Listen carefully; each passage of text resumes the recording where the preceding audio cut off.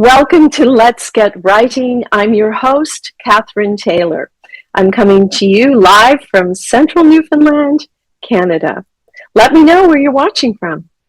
Let's Get Writing is all about the writing process from creation to publication. And here is where we share the stories behind the stories and bring life to books. So please subscribe to my YouTube channel at Catherine Taylor TV, and we'll keep you informed of all our new episodes and guests. Now, my guest this week studied literature at university, attaining both a BA and an MA in English. And she also included a study program at Oxford in there as well. She attained a degree in journalism from King's College in Halifax, Nova Scotia, and after traveling the globe for several years and working in an array of mostly writing-related jobs, she decided the time had come to focus on her true love, which is novel writing. So I'd like you to join me in welcoming Charlene Carr to the show. Hi. Hi, Charlene. How are you today? Doing very well, thank you. Happy to be here. And I'm happy to have you here. Well, I mean, I love the idea of all the traveling you did, but you have finally settled in Halifax, Nova Scotia. But not without spending 5 years here in Newfoundland, which was where I first became familiar with you. How was our writing community here on the Rock? It was great, so supportive. I can't remember who I first met or how I got involved, but once I did, I just felt like I was welcomed with open arms, and I learned so much from the writing community there. Yeah, we have a very robust writing community, and I'm constantly surprised by the number of people who show up with books and who are on my show, and it's amazing. It seems like there's no end to it. I had no idea when I started. No idea. Now, you said your true love is novel writing, and I was thinking it might be your husband, but okay. Career-wise, when it comes to work. I understand. Okay, so you have said that, and I really wanted to ask you about that. You've published independently 9 novels, and which is really very impressive. We all know how much work goes into a book. And now you have your first agented novel, Hold My Girl, which is sold to HarperCollins Canada. So again, so very impressive. And also Welbeck Publishing in the UK and Alma Littera in Lithuania. Just amazing. And it's set for adaptation to TV by Blink Studios in partnership with Groundswell Productions. Hello. I just want to know so much more about this. This must have been an amazing year for you to have this happen. It has been, and actually it's been overwhelming. It was last spring that I secured my agent, and then we only took the book on submission in October. And so all these deals came in the span of just 2 to 3 months, which was unexpected and just thrilling. I imagine it was. And I mean, once you had those decisions to make, and I mean, even the process of finding your agent must have been really quite something, because that's an issue that a lot of writers struggle with. How can I get an agent? And it's almost like a catch-22. What was that process like for you?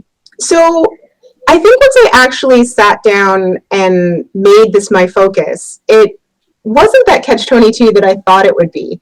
You know, a lot of authors think, and I certainly thought, that in order to get an agent, you needed to already be published traditionally, whether it be for a novel or a short story collection or, stories in literary magazines.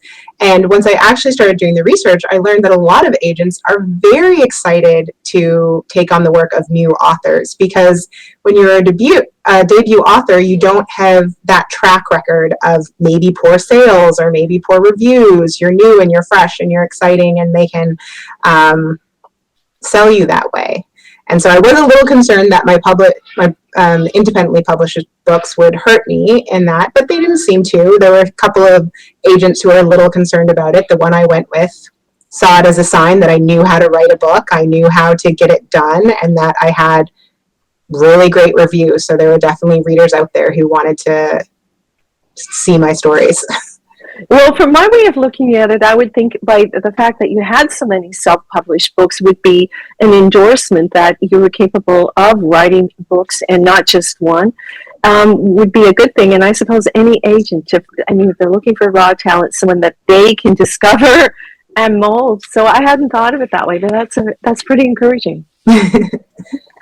Now let's go back to your indie period. We are going to talk about Hold My Girl in more detail, but I want to talk about that indie period, how you got started, and how you wrote those 9 books. What was that all about?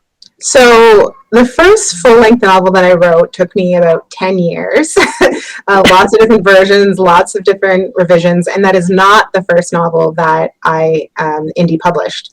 For that one, I had sent it out to a few local publishers, maybe 3 or 4, and I'd had really encouraging feedback, but they said it just wasn't the right fit for what they were publishing at that time. And some of these really small publishers, they were only putting out 1 or 2 fiction books a year. And so when that happened, I thought, okay, I'm not writing what people want. And I'd only ever read books that you study in university, basically. I read on my own, of course, but those were the types of books I'd read. I'd never read any kind of commercial fiction. And I could tell that what I was writing, that book, although I love it and I think it's wonderful and, has a lot of depth, it wasn't quite the same style of book that you're going to study in a university course or in high school. And so I just didn't know where my books fit. And it wasn't until a friend encouraged me, really kind of made me promise to try indie publishing. And I did that. I wrote a new book for that and got into it and started learning and started reading the other books that were out there, that I realized, oh, this is what I'm writing.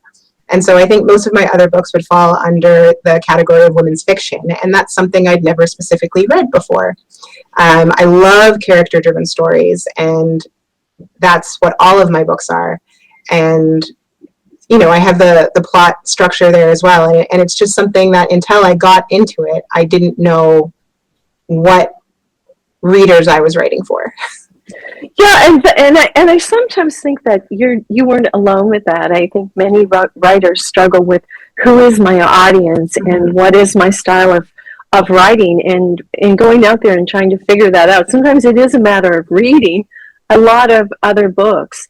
Women's fiction is a huge category, and we know that we see those books everywhere, and trying to find even your spot in there is not the easiest thing. But I did pull, I went onto your website and I did pull a comment, and it says here, I highly recommend these books for anyone looking to escape for a few hours, not to a perfect world, but to the real world with all of its joys and pains. And that was one of your Goodreads reviews. So tell me a little bit about this world you take us into with your books. I think I'm a realist in a lot of ways, and although, if it comes to something that I'm consuming in a much shorter form, like a movie, I'm very happy with, those happily ever romances. But when it comes to a book, I've always really gravitated toward things that feel real. And, I don't shy away from pain and hardship and the things in life that all of us deal with and that help us grow. And I find a sense of catharsis from that, both in my reading and my writing. And so when I write a book, I don't shy away from the hard things, and I try to create characters who feel like the people that we know in our own lives. And that has to then include the really hard times too. And I think a lot of my readers have really connected to that. A lot of the reviews I get talk about how it's raw, how it's real. And again, as that one you quoted said, that it doesn't shy away from the hard times in life. Yeah. And joy and hope too, though. Well, and maybe that, I think as we chatted earlier, that might have been part of what brought your book that's going to come out in 2023, Hold My Girl, to the interest of agents. Let's go back to that. And that story, and many of your other stories, I think sometimes there are pieces of you in there as well. And tell us a little bit about the story, Hold My Girl, as much as you can. We don't want to take away from, Absolutely. from anything. Yeah. So this was the first book I've written since I became a mother, and I realized very quickly that trying to be an author and an indie publisher is a lot harder when you have a very demanding baby. And so I wrote this book specifically trying to find an agent. It's the first time I'd ever looked for an agent, queried. And I knew I needed to write something that would really hit the pulse of our times and appeal to a lot of people. And so infertility is something that I've gone through myself. And when my daughter was born, I was genuinely concerned. She was conceived through IVF, that there might have been a mistake and she might not be mine.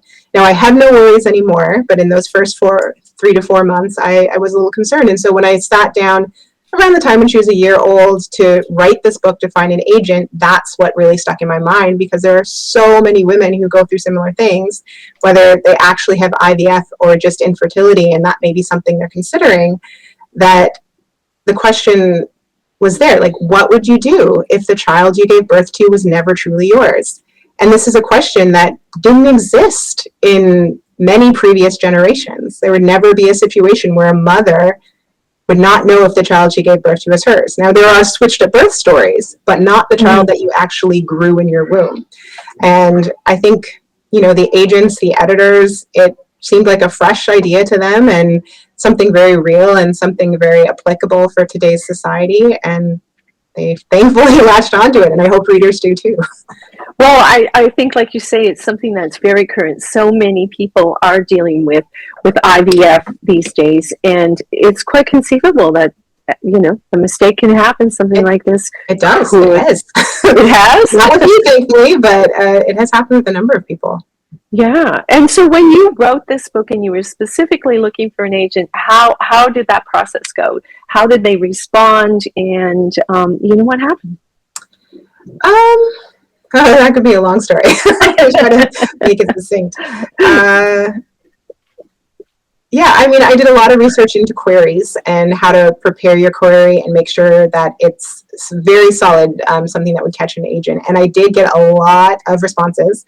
I think my biggest drawback was the book was longer than was standard for a women's fiction novel, and I think that made a number of agents uncertain. But when I did start to get some extreme interest, it was great. And I was in a situation where I was choosing between agents, which is amazing, because all the time you're like, pick me. And then suddenly the tables turned and they're saying, pick me. So that was fun and exciting. And I'm so thrilled with the agent that I got. And that agency is really focused on dramatic rights, so be that film or television or the stage. I think film and television is their main focus.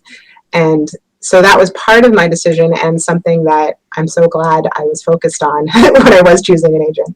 Well, it is very exciting. It's almost like a dream come true story when I hear you talk about it. I get goosebumps thinking how excited you must have been to have these things unfolding, because it's really a dream of many writers to have something like this happen. Now, because your agent, I said to you, is your agent is here in Canada? No, where is your agent? She's in London, UK. Yeah. Now, how did that hook up? It just happened that you submitted there? Basically, yeah. When I started looking for agents, or deciding to, what actually put me on the path to finding an agent were some author friends who were agented, and their agents were in the US. And that had never occurred to me, to look for an agent outside of Canada. As I said, I hadn't started to look yet, but if I had, before talking to them, I would have thought that I was limited to Canada. And so once those doors were opened, I started researching sites like MS Wishlist and Query Tracker, and just figuring out what agents would be most suitable for the type of stories that I write, and this story specifically, which I think would best fall under the category of upmarket. And so I sent to a number of agents, and this agent, Haley Steed from the Madeline Milburn Agency, is one of the ones who got back and was very interested. And once I started digging in more, and a few calls with her, I knew she was the right fit for not only this book, but for where I want to see my career. And what happened then? Okay, you had your agent, and how did the whole deal come for the series? What happened there?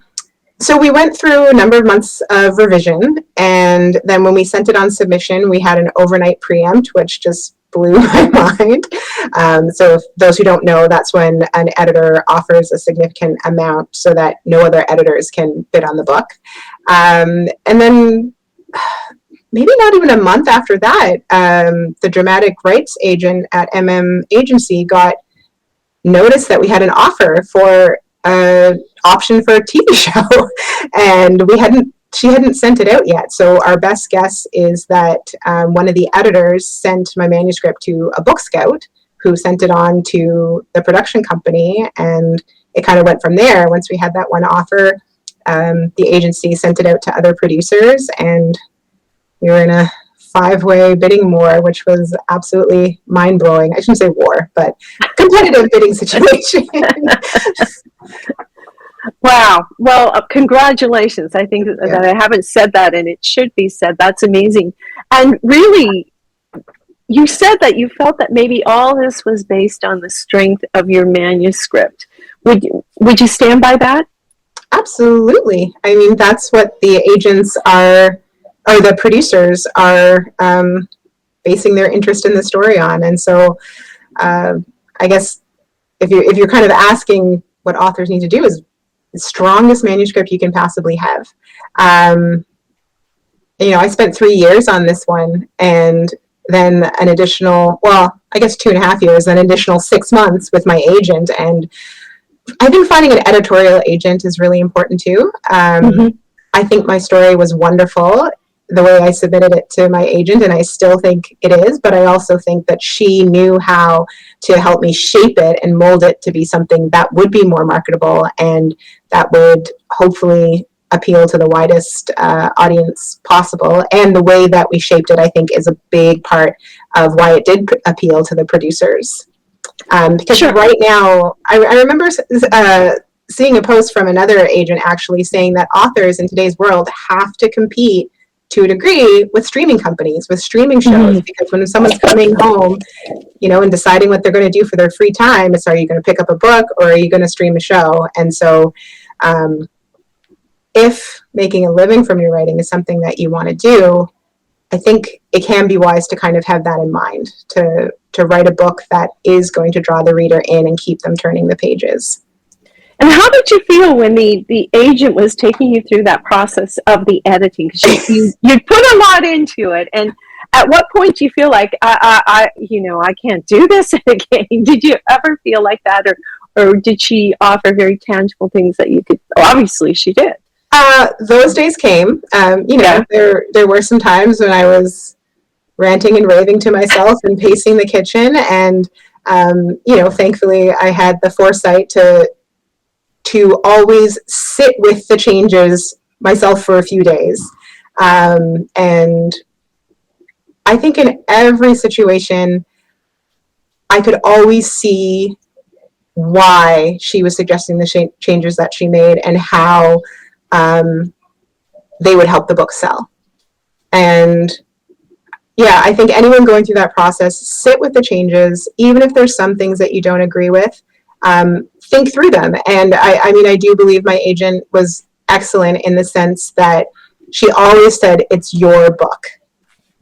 These are suggestions, it's your story, it's your book. And most of the time,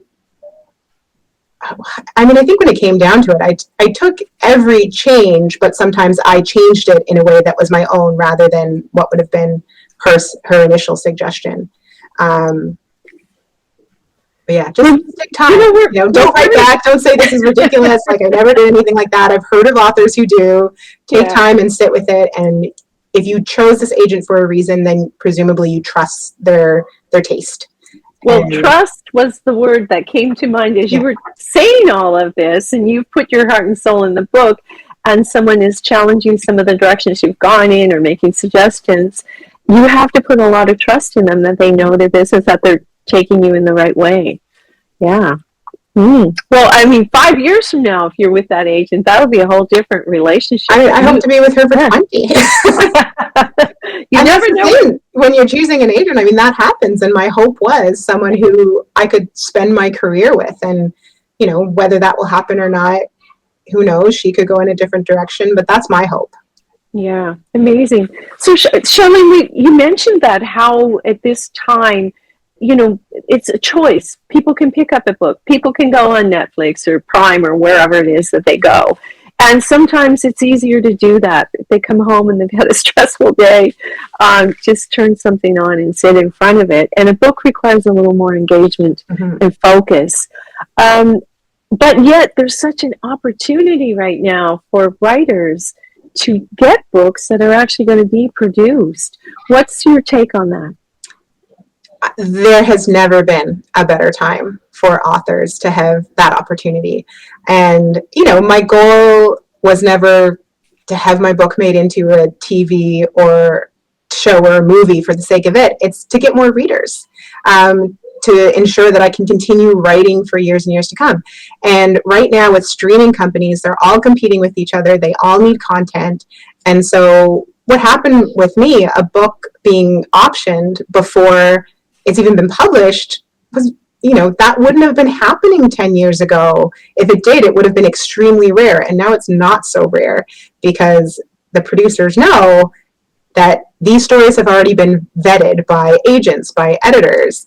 And it's, the opportunity gets even greater once they're vetted by readers, but they're trusting those agents and editors on these stories, and they're seeing the value themselves.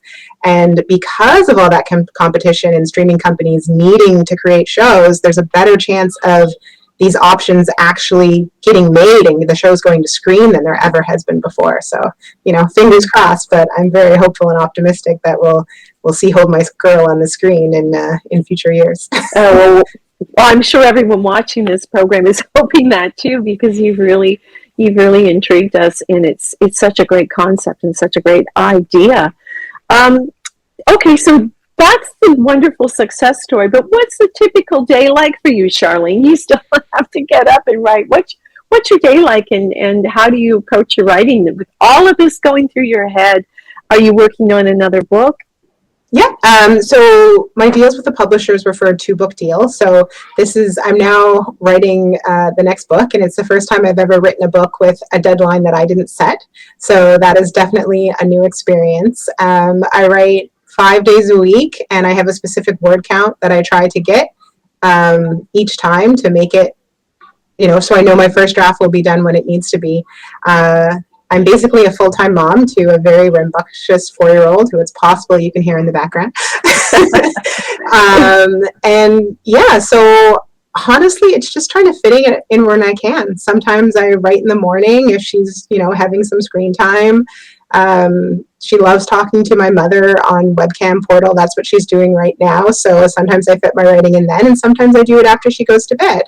And I just have it in my mind to sit down to write. And so when I wrote the last book, she was a baby and much more demanding, and I had to really lower my goals, 300 words. And if I could sit down and write 300 words, then I just said, you know what, that's 300 words I didn't have yesterday. And you just keep going and you move forward. Yeah. And your best advice for anyone watching and who's saying, gosh, I know how much time you dedicated to this, to do all those 9 books and figuring out, as you've told us your journey, this is not an overnight success story by any means. It really has been a process, and it's so nice to see where you are now. What's your best advice for someone who's thinking, gee, I'd love to do what Charlene did? You can't edit a blank page, would be my best advice.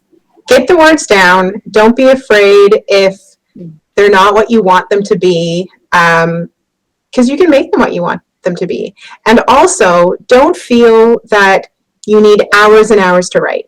That used to be such a crutch for me, and that's why it took me 10 years to write my first book. I thought I needed a day where I had 4 to 7 hours, just sit down and write. But you can write in 15 minutes.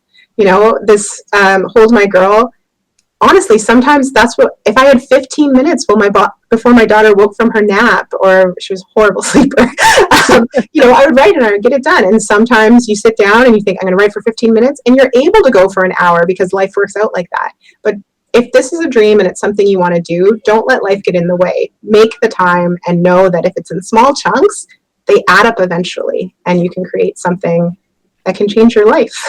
and more importantly, that readers will love, and that will bring them joy and excitement and, learning or growth. And I think that's where it resonates from you. I can see it in your eyes, in your face, your expressions when you talk about writing. It comes right back down to you wanted to be a writer. That was what you wanted to do most. Mm-hmm. And it's evident. And I love all your books behind you. There's quite a few there. I haven't. I'm going to put some up in the stream so people can see. Beneath the Silence. So that's the 10-year one. That's the 10-year one. Okay, we'll go back there for a minute. Let's give it a bit of honor here. 10 years. Okay. And here we have a series. Yeah. And we mentioned before when we were chatting that you found that writing a series was a good way to go as well. Yeah, certainly for an independent author, because when a reader reads that first book, they're going to be a lot more likely to want to go on to the next one and the next and the next. So where we don't have the marketing power that big publishing houses would have, that is certainly a way to help keep those readers going through your stories. Engaged and coming back, which is definitely what you want. And again, this series here, I'm reading the one in the middle. That's the first book. Yes. Behind Our Lives, and that's set in Halifax, which is so cool. It's very nice to read about books that are set in places where the authors live. And how do you feel about that? It's fairly important to me. I mean, partly because it's obviously a little easier, but partly because I love this place and it's got character and I know it, and I feel better. If I had a story that was specifically set in another place, fine. But if a story could technically be set everywhere, I want to set it in the place that would feel most genuine to me. And this is the place at the moment that I know the best. And actually, that was a huge part of why I chose the production company that I chose, because they, who knows what will happen, but they really wanted to set it in Halifax because they wanted to stick to that specificity and make it a Canadian story and something that feels genuine, that they can hopefully interest an international audience because of, I guess, just staying true to the intentions. And that's the way the world is today. Yes. Charlene, thank you so much for chatting with me and sharing all this information. I know the audience will love it, and you're an inspiration to writers everywhere. Thanks, folks, for joining us on Let's Get Writing, and we'll look forward to seeing you again next week. Thank you, Charlene. Bye. Thank you.